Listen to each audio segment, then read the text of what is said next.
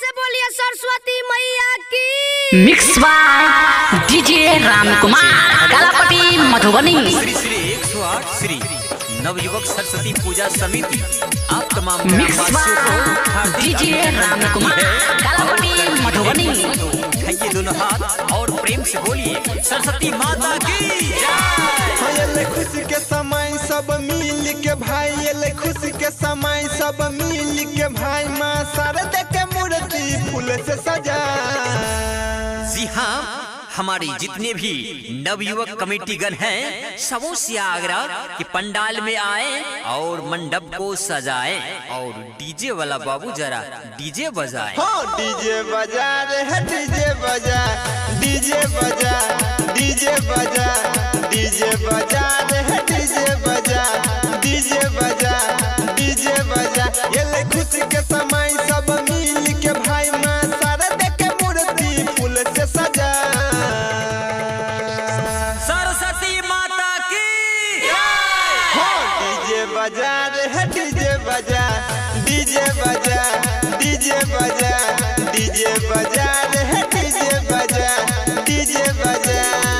अरे ओ भाई जरा बच्चों को वहाँ से हटाओ, गुब्बारा लेके भाग रहा है। ए बाबू गुब्बारा वहाँ रख दो और हाँ सबसे बढ़िया मंडप सजना चाहिए। म्यूजिक परसेंट पूजा है तो यही बेर धूमधाम से, पंडित बजा के लाहा बगल के गाम से। और ठाकुर जी से आग्रह है कि आप जल्दी आए। हाँ पूजा है तो यही बेर धूमधाम से, पंडित बजा के लाहा बगल के गाम से। जल्दी ही पूजा करा के जयकारा लगा माँ शारदा के नाम से। कोनो करे नहीं झमेला डाला इंजन में तेल, कोनो करे नहीं झमेला डाला इंजन में तेल, दान सड़क टरोली पे जल्दी चढ़ा। हेलो हेलो हाँ जनरेटर ऑपरेटर से आग्रह है कि आप जनरेटर का टंकी फुल कर दें क्योंकि अभी से जनरेटर लगातार चलेगी। हाँ डीजे बजा रे है, डीजे बजा, डीजे बजा, डीजे बजा, डीजे बजा रे है, डीजे बजा, डीजे बजा। और हाँ स्टोर रूम का चाबी जिनके पास है कृपया जल्द से जल्द स्टोर रूम के पास पहुँचे क्योंकि प्रसाद वितरण होने वाली है।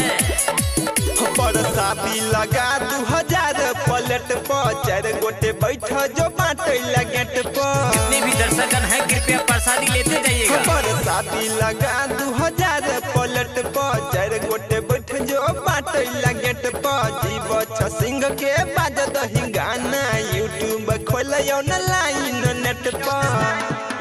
रबिया मित मुकेश सन टू कमलेश, रबिया मित मुकेश सन mix by DJ Ramkumar Kalapatti Madhubani.